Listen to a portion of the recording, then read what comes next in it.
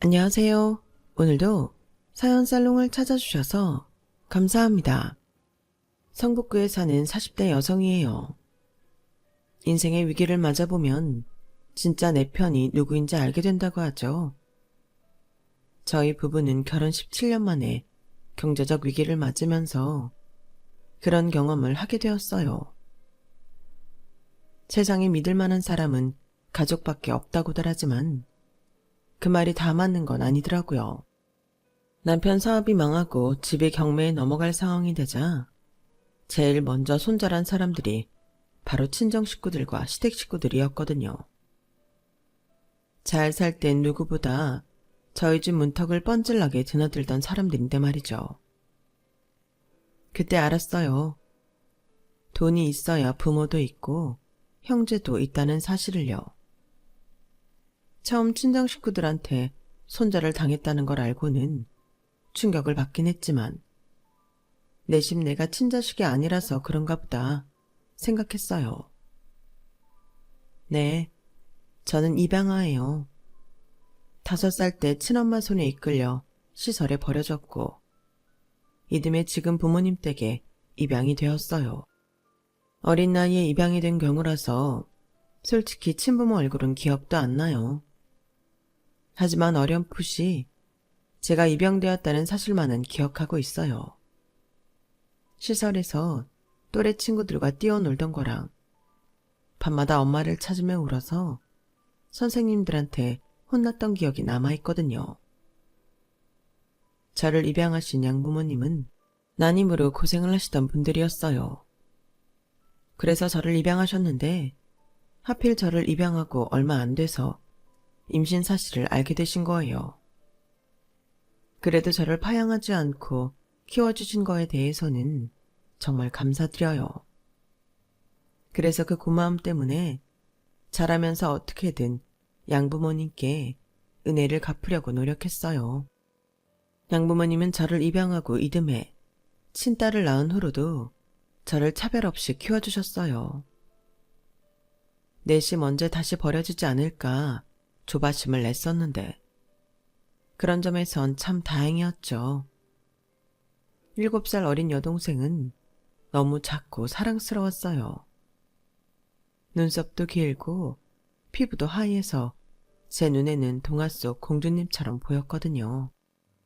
여동생은 자라면서 누구에게나 사랑받는 아이로 자랐어요. 그래서일까요?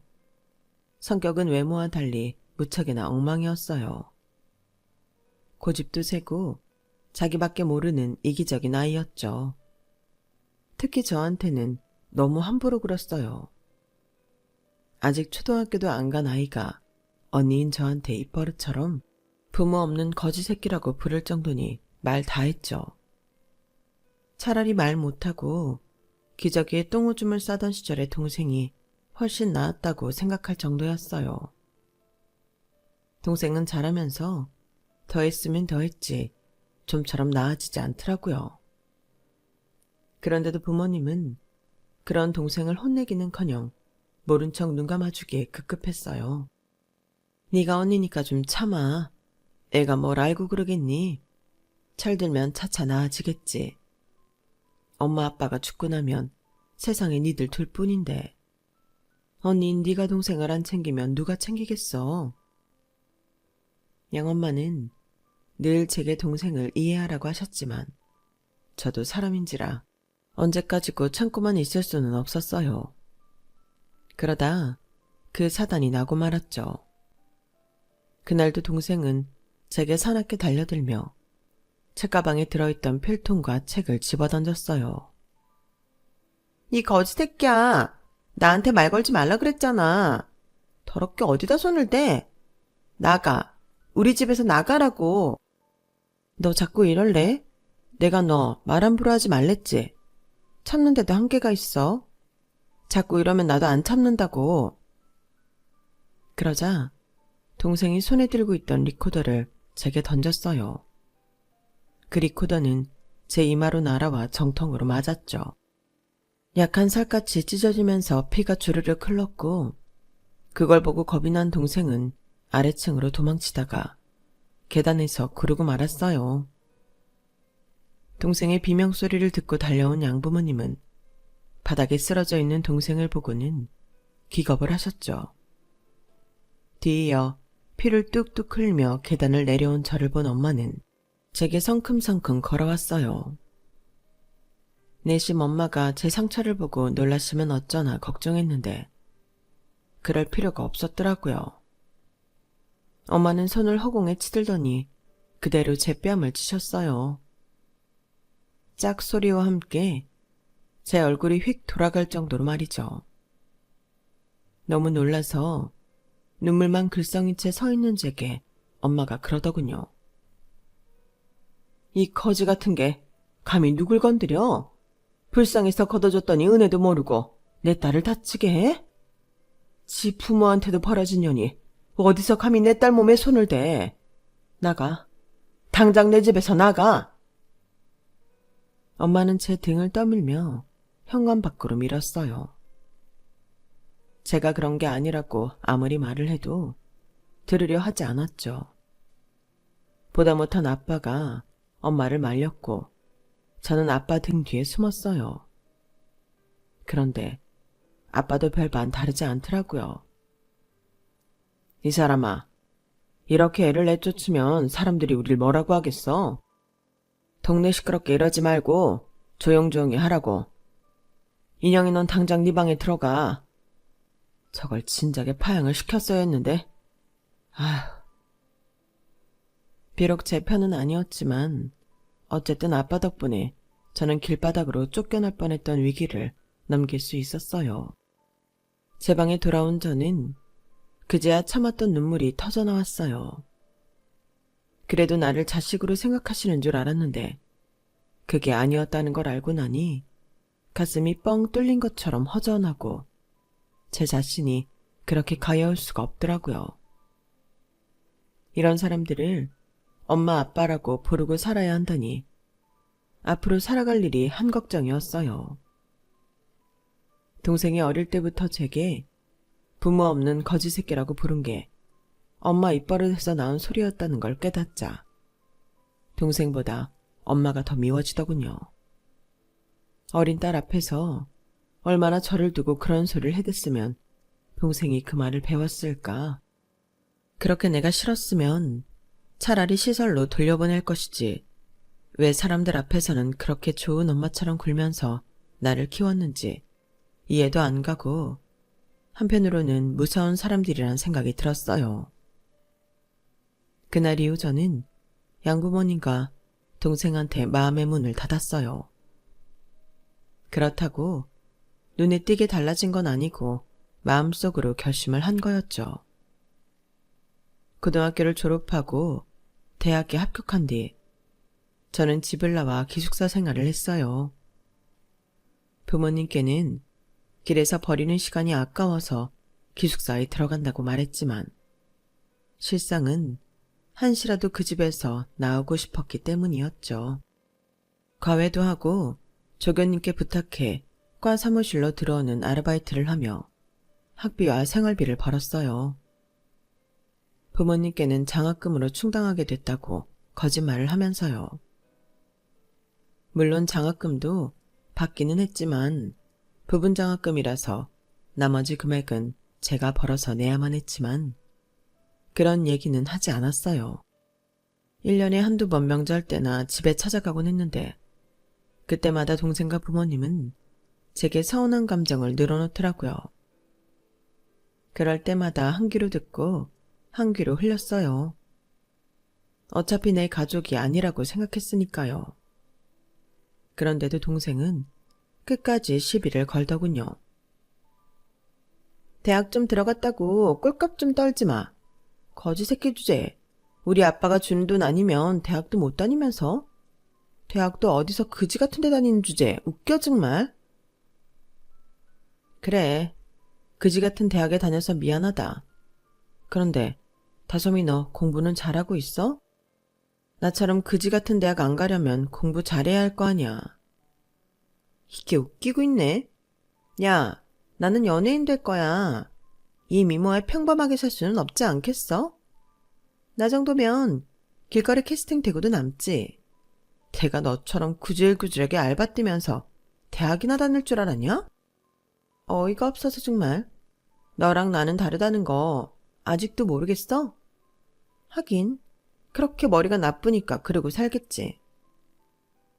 반반한 얼굴 하나 믿고 연예인이 되겠다고 공부도 안 턴 동생은 시간이 흐르면서 그 예쁘던 얼굴도 망가지고 살까지 쪄서 더는 예쁘다는 소리를 들을 처지가 아니었어요.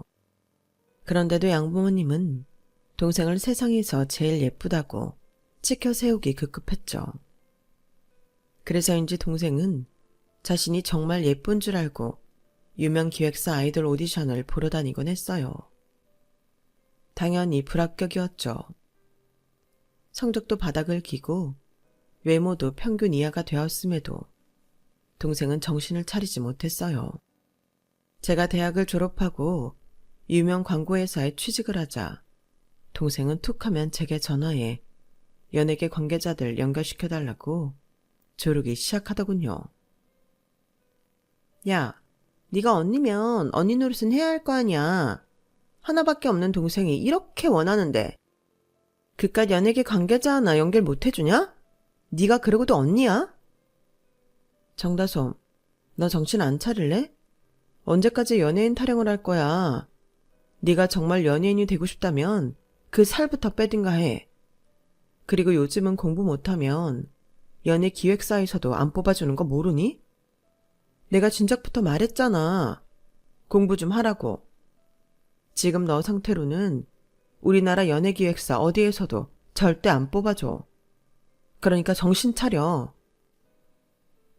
바쁜 와중에 툭 하면 전화해 되도 않는 소리를 하는 게 짜증이 나서 그간 속에 담고 있던 말을 그냥 해버렸어요.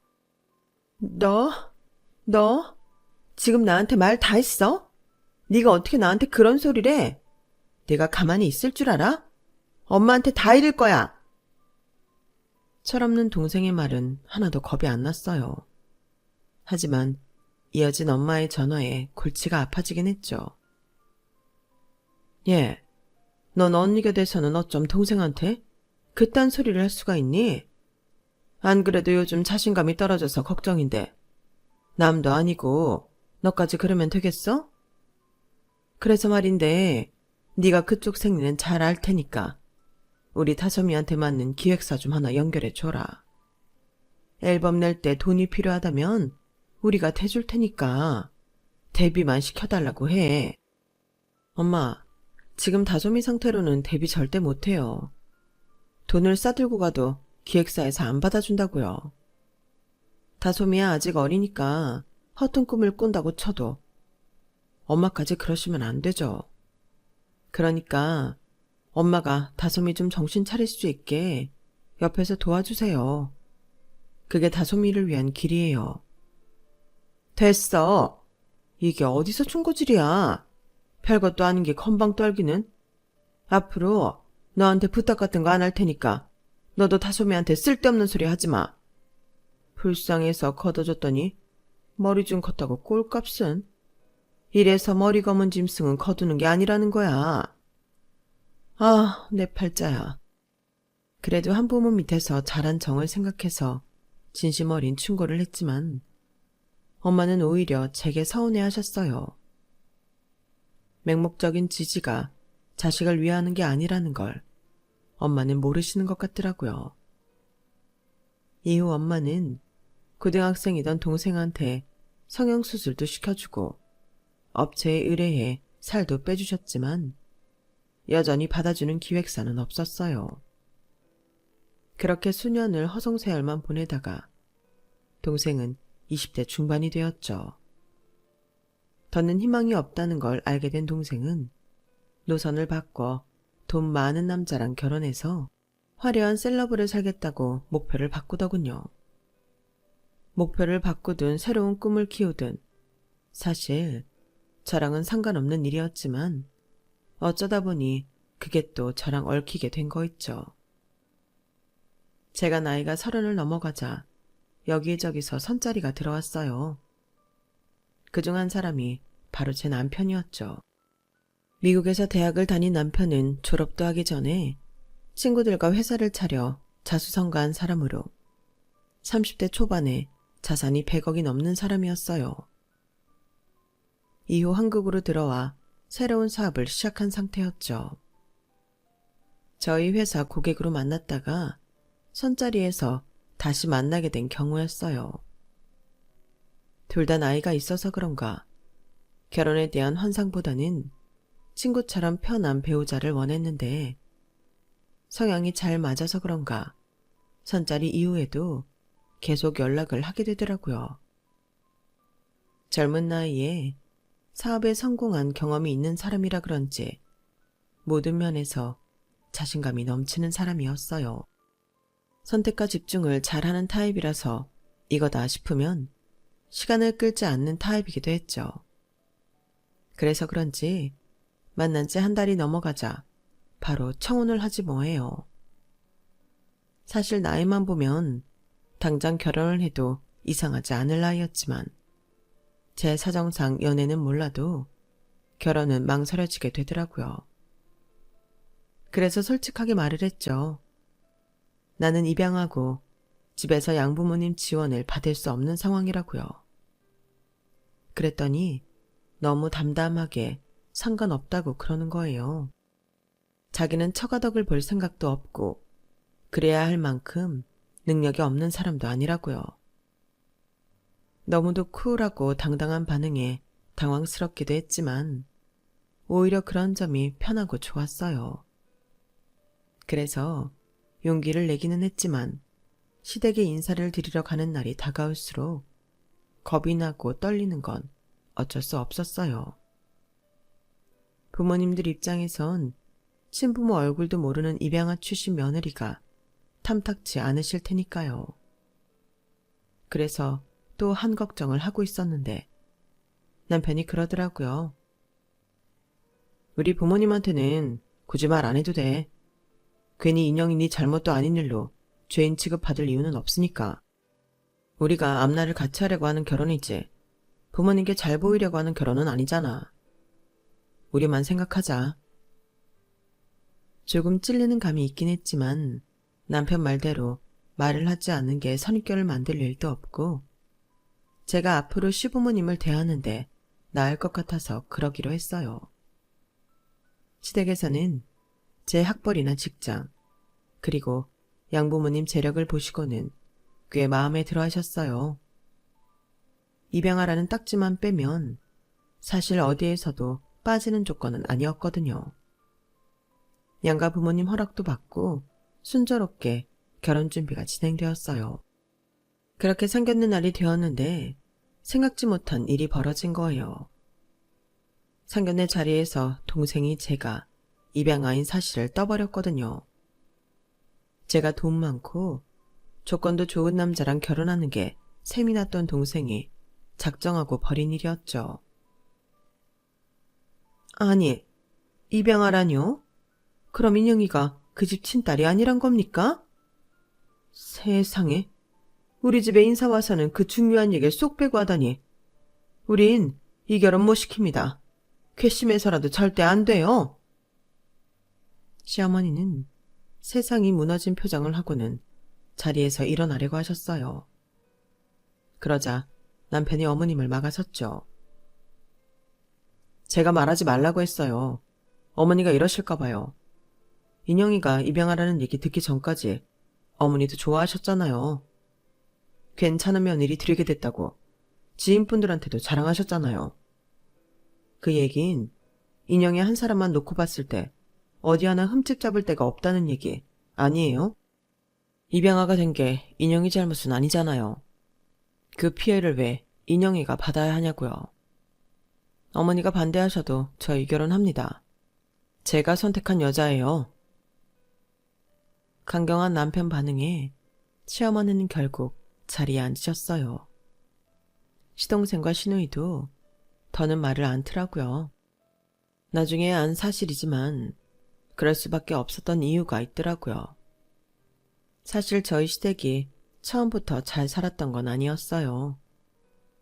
아버님이 IMF 때 보증을 잘못 서시는 바람에 집안이 쫄딱 망해서 식구들이 뿔뿔이 흩어져 살다가 남편 사업이 성공하면서 그때부터 살림이 핀 경우더라고요.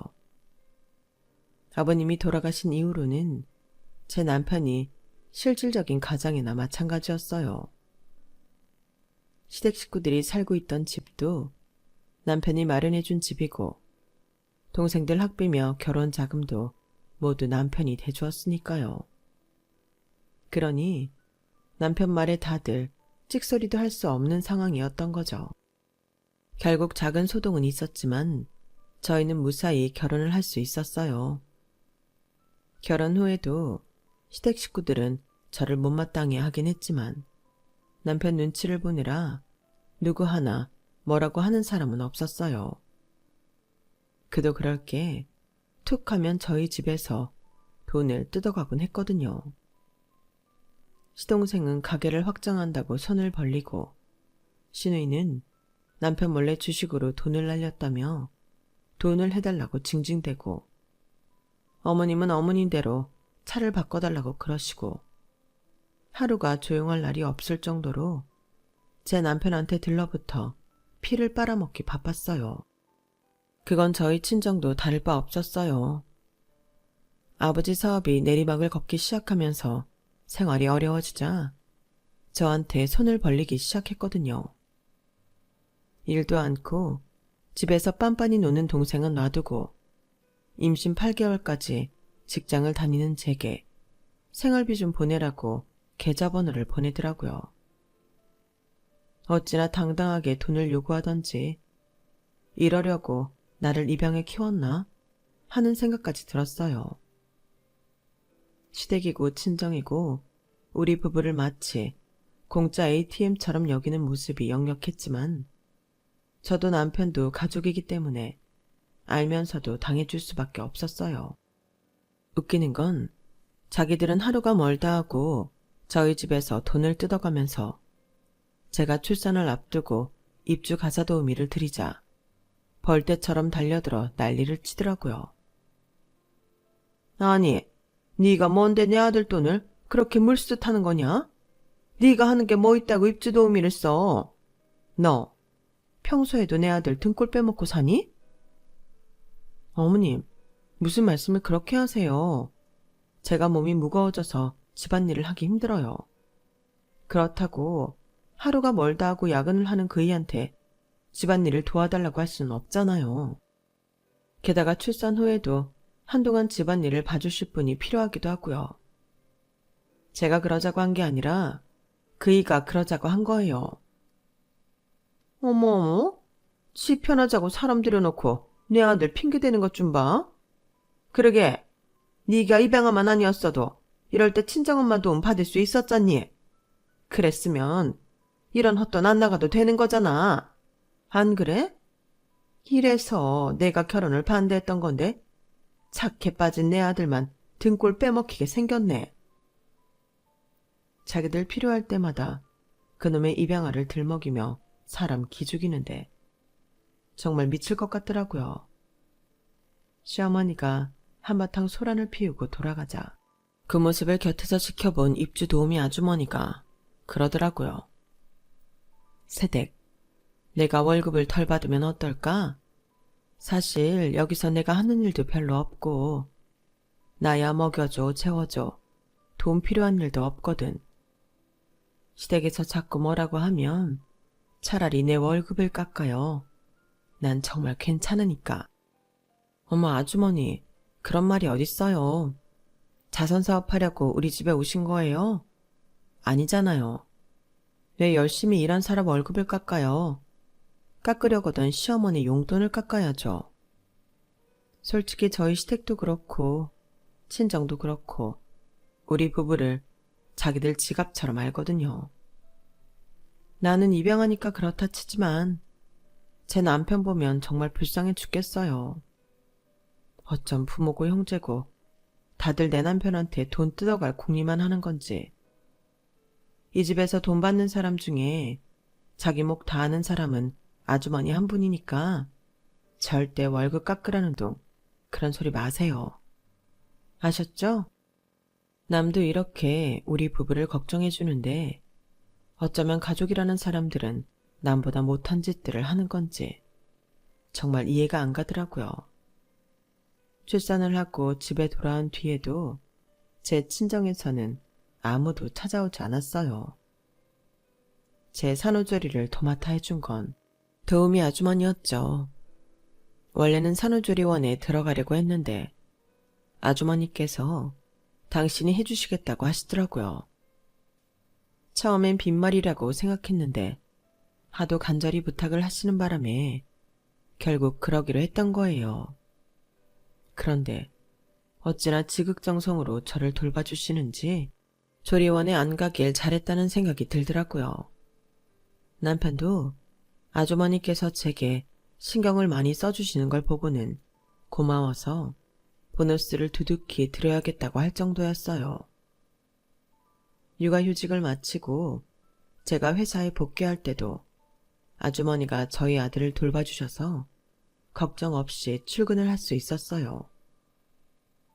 우스갯소리로 내가 부모복은 없어도 가사도우미복은 있다고 할 정도로 아주머니는 마치 친정 엄마처럼 저를 살뜰히 돌봐주셨어요.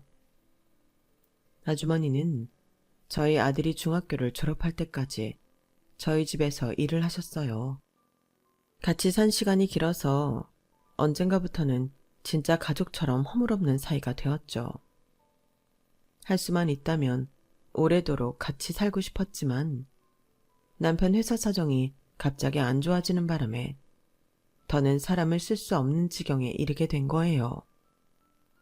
그래서 아주머니 퇴직금도 그리 많이 챙겨드리지 못했어요. 아주머니, 죄송해요. 우리 형편이 안 좋아져서 이거밖에 못 챙겨드리게 됐네요. 그동안 정말 고생 많으셨는데 고맙고 죄송해요. 그런 소리 말아요. 이 집에 있는 동안 월급도 그렇고 매번 보너스도 많이 받았는걸요. 그나저나 바깥 양반 사업이 힘들어져서 어떡해요? 시우엄마, 혹시 돈 필요하면 언제든 나한테 말해요.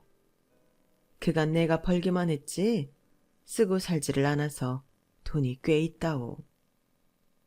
아주머니도 참, 그 돈을 왜 제가 빌렸어요? 아주머니 노후자금으로 주세요. 아주머니는 사람이 너무 좋아서 탈이라니까요. 그러다 사기라도 안 당할까 걱정이네요. 모쪼록 건강하시고 나중에 정리 좀 되면 한번 연락드릴게요. 가족보다 더 오랜 시간을 함께 살아온 아주머니를 집에서 내보내던 날, 얼마나 가슴 한켠이 시렸는지 몰라요. 마치 가족과 생이별을 하는 기분이더라고요. 하지만 이런 감상에 빠져 지낼 수만은 없었어요. 당장 우리 집이 경매에 넘어갈 위기에 처했거든요. 그래서 어떻게든 이 집만은 지키려고 시댁에 찾아가 돈을 부탁드렸어요. 그랬더니 제 말이 끝나기도 전에 거절을 하시더라고요. 어떻게 알았는지 시누이까지 달려와 제게 막말을 하며 달려드는데 정말 가슴이 서늘해지더라고요. 옳게 죽으려거든 혼자 죽어요. 엄한 엄마까지 끌어들이지 말고. 꼴랑 집 하나 가진 시어머니한테서 집까지 뺏어가겠다는 생각을 하면 안 되죠. 아가씨, 내가 언제 집을 뺏겠다고 그랬어요. 사실 이 집도 우리 그이가 해드린 거기도 하고 어머님은 저희랑 같이 사시면 되니까. 아, 됐어요. 이 집이 엄마 집이지 왜 큰오빠 집이에요. 엄마 죽으면 우리 삼남매가 똑같이 나눠 가져야 하는 집이라고요. 그러니까 괜한 욕심 부리지 말고 가세요. 어서 가라고요. 시누이는 제 말도 끝까지 듣지 않고는 제 등을 떠밀어 내쫓았어요. 그 후로 어머님은 제 전화조차 받지 않으시더라고요. 10수년간 툭 하면 제 남편한테서 돈을 빌려갔던 시동생도 연락을 끊었고 시누이도 마찬가지였어요.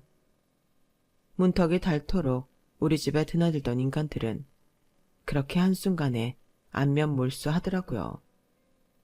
그리고 그건 저희 친정도 마찬가지였어요. 철철이 이런저런 핑계로 돈을 뜯어가던 양부모님은 저희 남편 회사가 어려워지자 바로 손절을 했거든요. 혹여 자기들한테 손 벌릴까봐 먼저 관계를 정리한 거죠. 돈 떨어지니 남보다 가족이 더 지독하게 군다는 걸 실감하는 순간이었어요. 그런데 생각지도 않은 일이 벌어진 거예요. 하루는 우편물을 챙기러 우편함을 열어보았더니 거기에 수표 따발이 든 돈봉투가 들어있지 뭐예요. 한두 푼도 아닌 억대 돈이 말이에요. 봉투에는 이름도 없고 아무런 단서가 없어서 이걸 우리가 써도 되나? 망설여지더라고요. 출처를 모르는 돈이니 파출소에 가져가는 게 맞지만 상황이 상황인지라 일단 그 돈으로 은행 빚을 갚고 집부터 구하자는 생각도 들었어요. 한참을 그렇게 갈등을 하는데 저희 집에서 일하시던 아주머니한테 전화가 온 거예요. 알고 보니 이 돈을 두고 간 사람이 아주머니였더라고요. 시엄마, 나예요. 혹시 우편함 열어봤어요? 거기에 내가 돈을 좀 넣어뒀는데 혹시 봤어요? 어머, 그거 아주머니가 두고 간 거였어요. 안 그래도 파출소에 가져가려고 했는데. 에휴, 그러지 마요. 그거 내가 쉬운 S라고 일부러 넣어둔 거니까. 전에도 말했지만 내가 돈 쓸 일이 없어서 가지고 있는 것도 처치곤란이거든. 그러니 당장 필요한 쉬운 애가 쓰는 게 맞다 싶어서 두고 온 거예요. 정 마음 불편하면 형편 나아지는 대로 천천히 갚아도 되고, 형편이 어려우면 그냥 써도 되고. 그런 말이 어딨어요. 한두 푼도 아닌데. 아주머니가 이 돈을 어떻게 벌었는지 뻔히 알면서 어떻게 그래요. 그건 말도 안 돼요. 그런데요, 아주머니. 저 염치 없지만 일단 이 돈은 제가 빌리는 걸로 할게요. 이 돈은 제가 무슨 일이 있어도 꼭 갚을 거예요. 그러니까 빌려주시는 걸로 해요. 제가 이 은혜는 꼭 갚겠습니다. 피부치들도 다들 모른 척하는 마당에 그 돈을 선뜻 내주시는 아주머니가 얼마나 고마웠나 몰라요. 덕분에 급한 불은 끌 수 있었고 집은 지킬 수 있게 되었죠. 그 후로 몇 년간 우리 부부는 밤낮 할 거 없이 닥치는 대로 일을 하며 돈을 모았어요. 그리고 실패를 거듭한 끝에 남편은 재기에 성공했고 드디어 아주머니한테 빌린 돈을 갚을 수 있게 되었어요. 그래서 아주머니께 연락을 드렸더니 다른 분이 받으시더라고요. 네? 요양병원이요? 거기가 어디 있는 거예요? 아주머니가 요양병원에 입원 중이시란 소리를 듣고 남편과 함께 찾아갔어요. 그랬더니 아주머니는 병색이 짙은 모습으로 침대에 누워있더군요. 아주머니, 이게 어떻게 된 거예요? 어디가 아프신 건데요? 제가 진작 연락을 드렸어야 했는데 이제야 찾아와서 죄송해요. 그런 말 말아요. 이렇게 와줘서 얼마나 고마운지 몰라요. 시우는 학교 잘 다니고 있죠?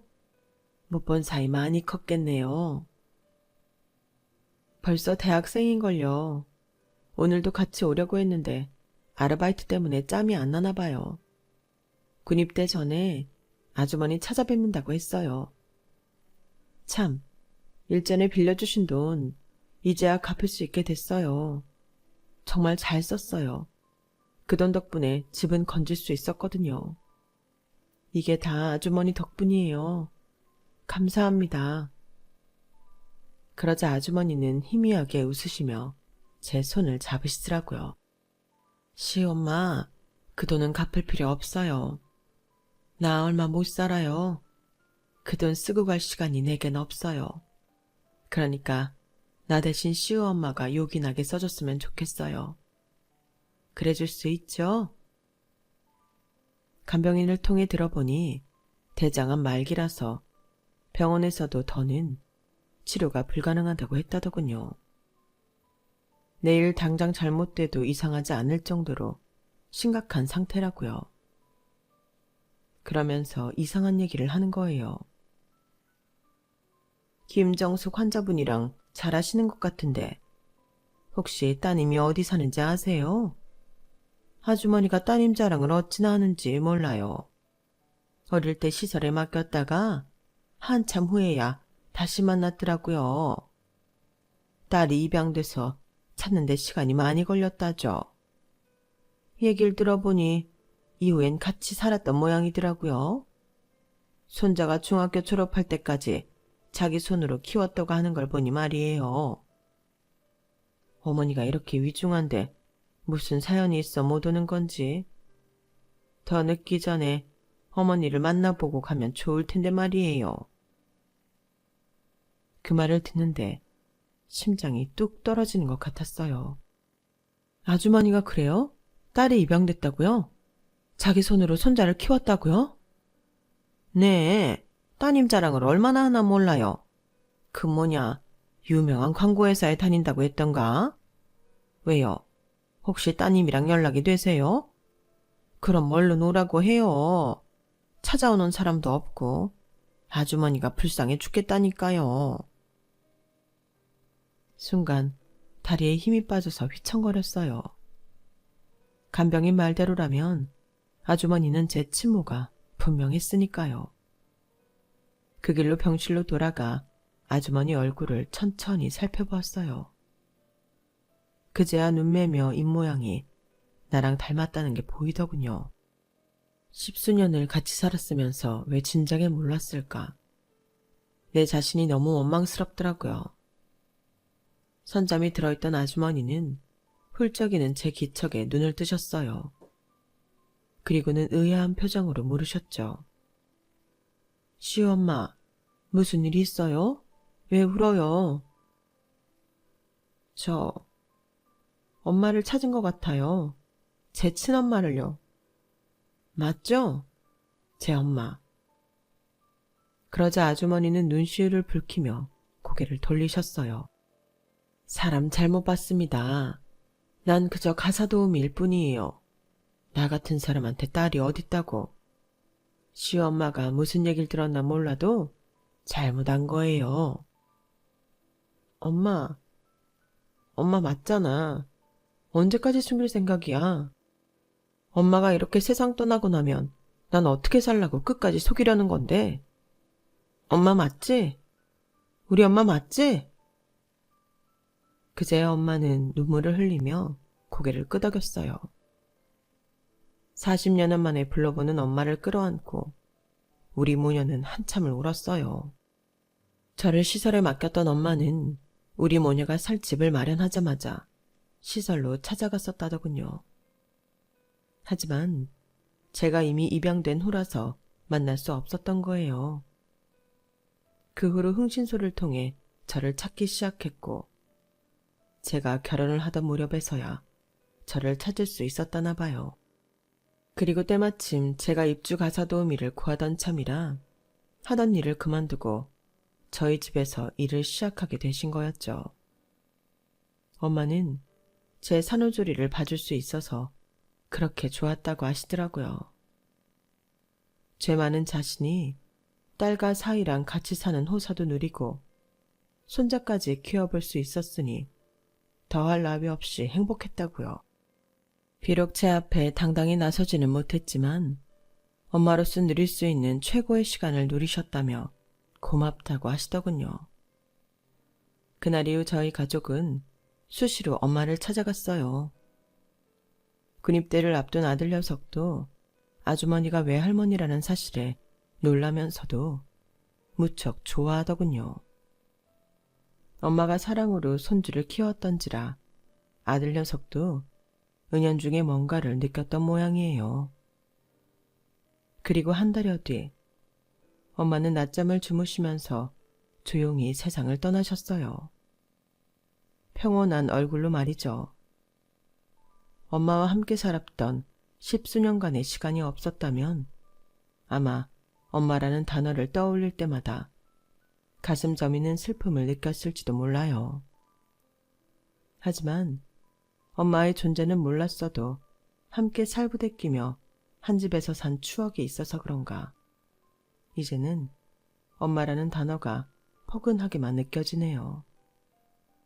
이제 더는 입양아라는 말도 서럽지 않을 것 같아요.